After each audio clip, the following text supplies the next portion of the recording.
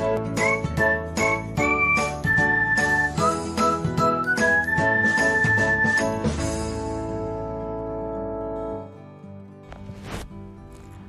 everyone, welcome back to another episode of Technologyglance. In this video, I'm going to guide you through how you can turn off notifications when a pre-followed user joins threads. So, let's get started. Watch till the end and don't forget to subscribe to Technologyglance by hitting the subscribe button and press the bell icon so that you'll never miss another update. Without further ado, let's get started. First of all, open the Threads app on your device. Now, tap on the profile icon.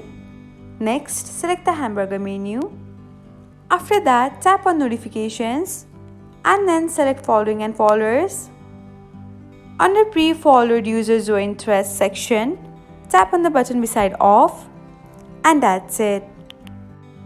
Thanks for watching. If you found this guide helpful, we will love it if you hit the thumbs up button below. We upload great new tech tutorials like this one every day. So, don't forget to subscribe to our channel and hit the bell icon to get an update as soon as we post a video.